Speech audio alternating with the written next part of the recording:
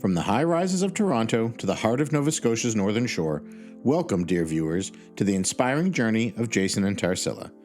They traded their big city lives for a farming adventure, and today we delve into the captivating tale of Way to Grow Gardens, an integral part of the new Glasgow Farmers Market.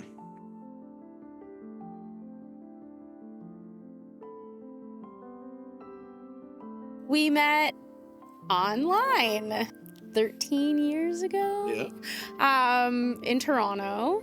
I'm from Toronto. She was there for art school. Instead of just having meeting up a stranger, this stupid coffee date where you sit across from each other and you're like, so what are you into? Oh, what are you into? It's just so lame. I was like, okay, let's do something fun. And if you're not digging it, you can leave at any point.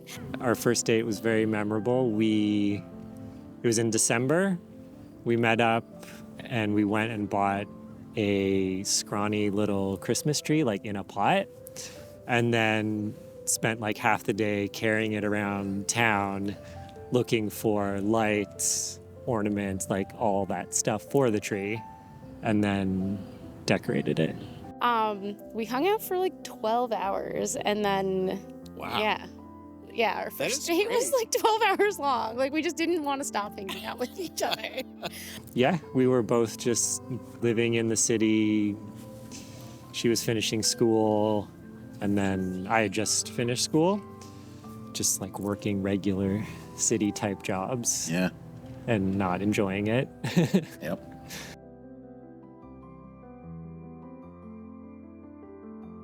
I studied philosophy and linguistics. Oh. And then I got a master's in linguistics at U of T. And then the original plan was to get a PhD and stuff. Right. So we were, after graduating, we did what everyone does, which is you work a job that's not related to what you studied. Right. I've always had this I guess it was at the time it felt like a pipe dream of I want to own land. Land is going to be the one security you have in the future. Other than coffee beans. Other than coffee beans and chocolate. Yeah. And I just wanted some land to, grow things and enjoy. And Jason, very logical person, said, well, before we invest and put all our money into property, why don't we see if there's anything if we could make a career out of it, or if we could learn how to farm, or we've always loved cooking together and really enjoyed eating and food and good food. So we kind of we're okay, why don't we see if farming is even for us? And so we both started looking into the idea of farming, and we had no idea my parents didn't farm, her parents didn't farm. We didn't know what was going on. So I suggested, maybe we could work on farms first. So I think it was 2015. We did a year-long internship. We started in April and ended in December at a farm just outside Uxbridge. And that was sort of we also went into it going okay, let's take this seriously. Let's learn everything we can and see if we can do this ourselves.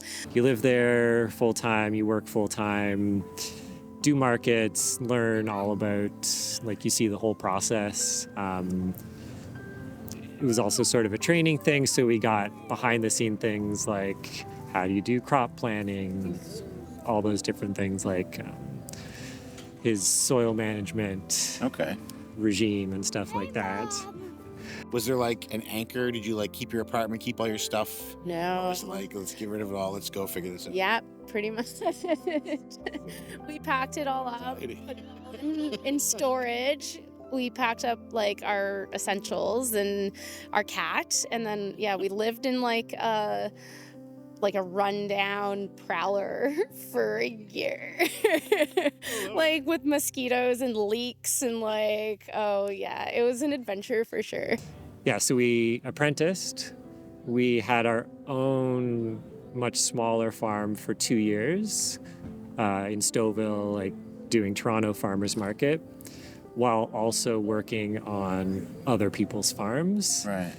And then after those 2 years, so this was like 2017, we went back to the original farm that we started on as field managers.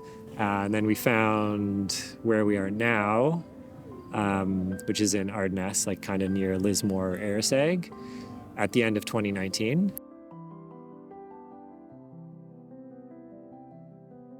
I think we knew that we wanted to come out to Nova Scotia. It was just a matter of finding the right place and the timing and stuff. So we did end up in a really nice location, like right in between New Glasgow, Antigonish. Yeah. There's lots of supportive community around.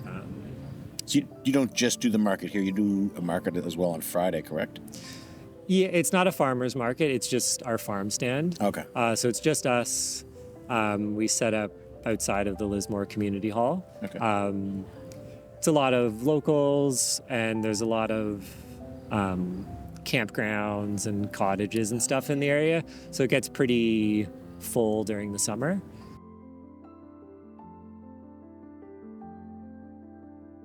in 2019, we moved out here, all ready to invest in our farm. We put most of our savings towards starting things up, and then 2020 hit, and we look at each other, we're like, what have we done?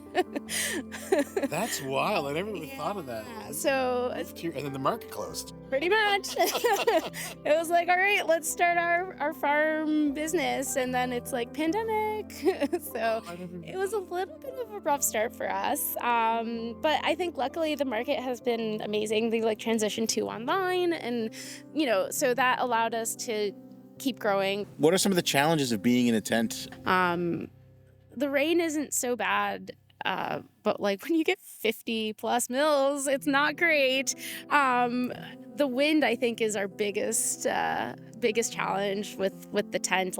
No matter how many weights you put on there, if you get one really big gust, the whole thing goes. So I guess we watch the weather regularly throughout the week to know what Saturdays are going to be like. And if we think that it's going to be too windy, we ask Christy to move us inside. And it's great to have that she can accommodate us, but it is a little challenging. We've definitely had customers come up to us and be like, oh, I didn't see you outside. Didn't think you were here. If we like having one regular spot, which is nice, and that's why what the tent allows for us to be in the same spot every week. But then, if the weather, the wind especially, if it's too strong, we don't want to risk it. It allows us to have a little bit more space. This market is pumping, which is great.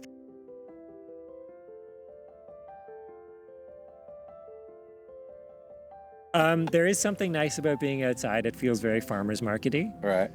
But it would be hard to resist if we could get the same amount of space we have now, because we bring so much that we need a lot of space to be able to put it all out for people. There is something really nice about having a permanent display or a permanent spot that you can just come and fill with vegetables and not have to tinker with or rearrange and things. So then it makes it a little easier in the mornings. But it's definitely wonderful to have indoor space, and I think building a new building would bring in more year-round vendors, which I guess it's the long-term health and vitality of the market, and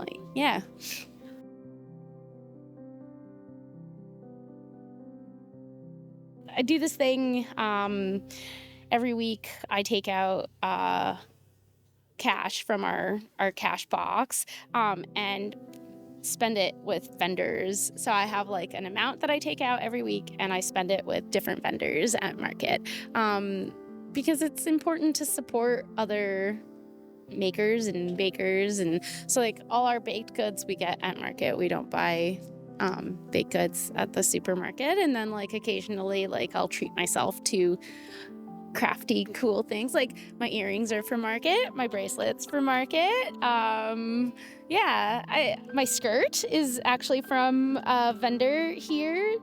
She does like dog bandanas. But then she's also like an amazing seamstress. And I was like, oh, do you make clothes? Can you make me clothes? She's like, yes. And I was like, great. So she made me a couple skirts and a couple shirts. So That's awesome. yeah. I really love this kind of economy.